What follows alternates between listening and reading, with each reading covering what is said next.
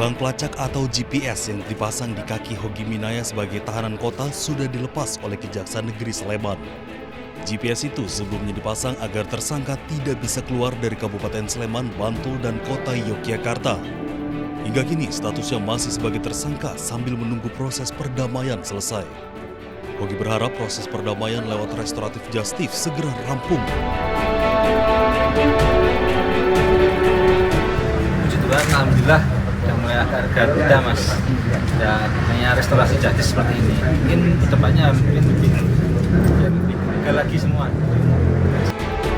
Seperti diketahui, Hogi Minaya dijadikan tersangka oleh Satlantas Polresta Sleman karena mengakibatkan 2 orang penjamret istrinya meninggal dunia.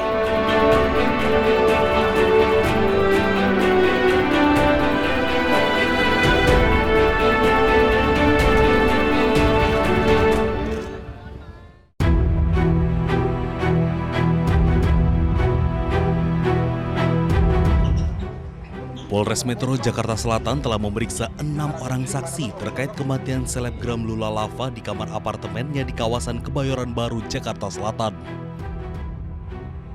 Kasat Reskrim Polres Jakarta Selatan AKBP Iskandar Syah mengatakan ke-6 saksi yang diperiksa yakni yang berada di lokasi kejadian saat itu. Berdasarkan keterangan saksi, petugas telah mendatakan kronologi dan barang bukti dari lokasi kejadian. Dapat dilaksanakan oleh TKP dan kami sudah memeriksa untuk melaksanakan klarifikasi pada saksi-saksi yang ada di tempat kejadian perkara yang melihat, menyaksikan dan mendengar. Dari saksi-saksi tersebut kita mendapatkan suatu alur cerita dan barang bukti yang ada di tempat kejadian perkara juga sudah kita amankan dan akan kita proses lebih lanjut karena beberapa membutuhkan keterangan dari laboratorium forensik.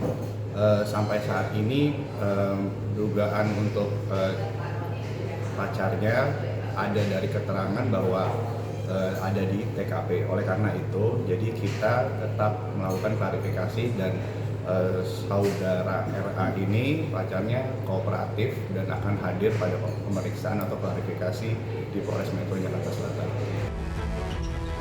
Lebih lanjut, AKBP Iskandar Syah menambahkan jika kekasih Lula, Reza Arab, saat kejadian berada di lokasi.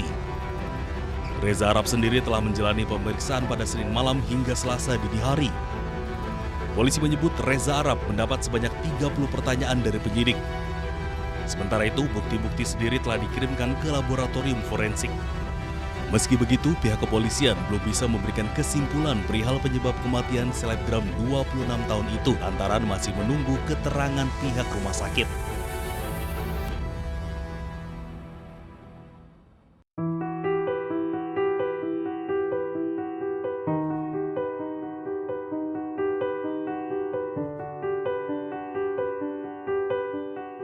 Semua udah semoga udah kirim doanya juga buat Lula.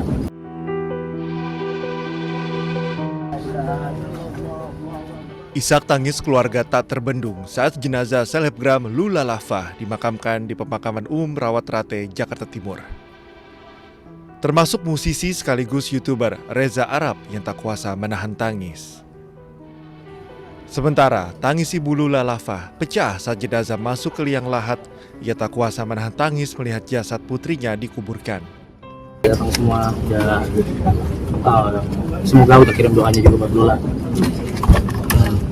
Doain yang terbaik.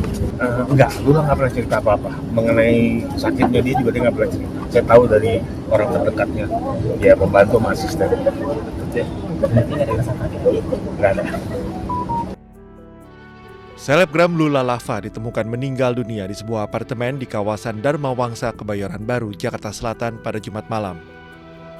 Dalam sebuah foto yang beredar memperlihatkan selebgram Lula Lava ditemukan meninggal dunia di dalam kamarnya. Dari Jakarta, tim liputan iNews melaporkan.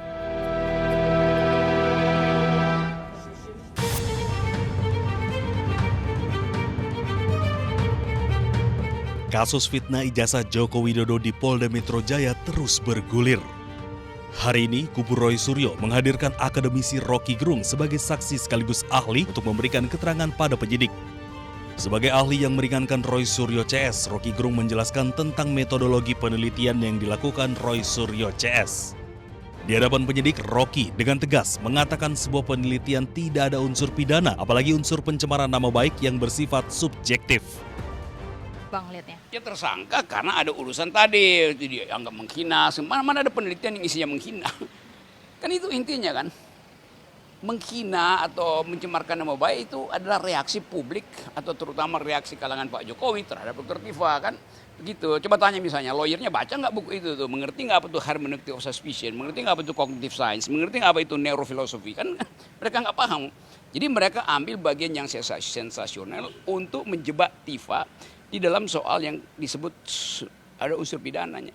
Meneliti itu nggak ada unsur pidananya itu. Berarti nggak ada pencemaran nama baik, ujaran kebencian berdasarkan SARA ya? Ya apa dasar mencemarkan nama baik, mau namanya aja bukan namanya nggak diketahui. Relasi personal itu yang memungkinkan terjadi pencemaran nama baik. Kalau saya dendam pada orang, saya cemarkan nama baiknya. Jika tak ada unsur pidana, maka Rocky menilai bahwa penetapan Roy Suryo, Responsi Anipar, dan Dr. Tifa sebagai tersangka tidak tepat.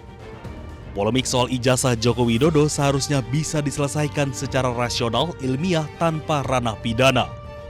Dari Jakarta, Tim Liputan iNews melaporkan.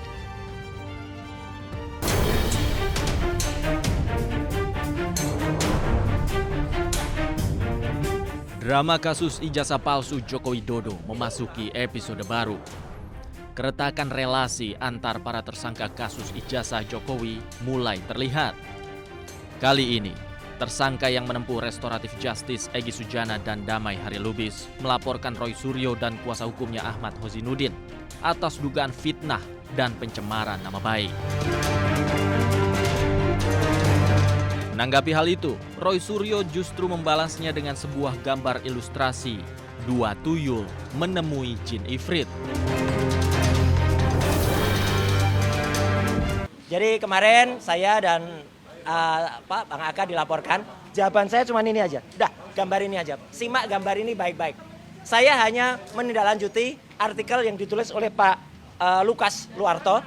Itu adalah jurnalis senior, dulu mantan ketua ICTI Aliansi Jurnalis Independen Indonesia. Udah, jadi waktu itu di tangga ini saya hanya mengatakan kita kehilangan dua tuyul gitu.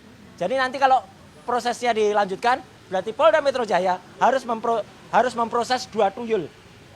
Ya gitu. Itu aja udah. Jadi kalau tuyul bisa dipidana, ya udah tuyulnya aja dipidana. Tidak menyebut nama, saya hanya mengatakan dua tuyul.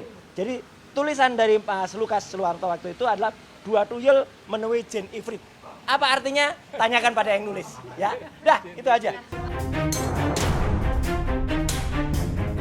Entah siapa yang dimaksud tuyul dan jin ifrit oleh Roy Suryo melalui gambar ilustrasi tersebut. Namun, sebelumnya Roy Suryo juga hendak menggugat penghentian penyidikan atau SP3 terhadap Egy Sujana dan Damai Harilubis. Kubu Roy menilai restoratif justice dan SP3 Egy Damai cacat prosedur. Saling lapor dan gugat antar sesama tersangka kasus ijazah Jokowi ini bisa jadi sinyal pecah kongsi. Apalagi saat ini berkas Roy Suryo telah dilimpahkan ke kejaksaan, sementara penyidikan Egy dan Damai Lubis justru dihentikan. Dari Jakarta, Tim Liputan iNews melaporkan. Kalau kita lihat dengan kapasitas dari saudara Rocky Gerung ini, pertanyaan saya, beliau ini sebagai saksi ahli di bidang apa? Dan kompetensinya apakah ada?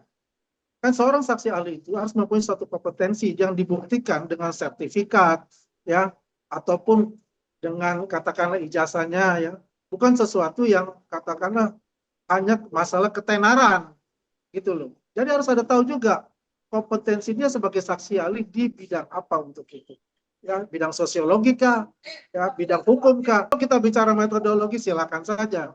Apakah itu substansif?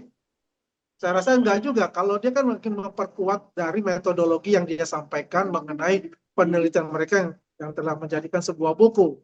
Kalau kita lihat saja dalam artinya begini, sumber primer hasil penelitian mereka itu dari fotokopi yang saya katakan itu ada palsu, bukan sesuatu yang primer atau asli yang dari Pak Jokowi yang sekarang sudah disita. di Polda Metro Jaya. Jadi untuk bicara metodologi yang dia gunakan ya silakan saja untuk itu. Nanti kan penjabarannya nanti adalah di persidangan, dan kita juga mempunyai saksi-saksi ahli yang nanti akan juga kemungkinan akan memperberat dari upaya mereka itu begitu.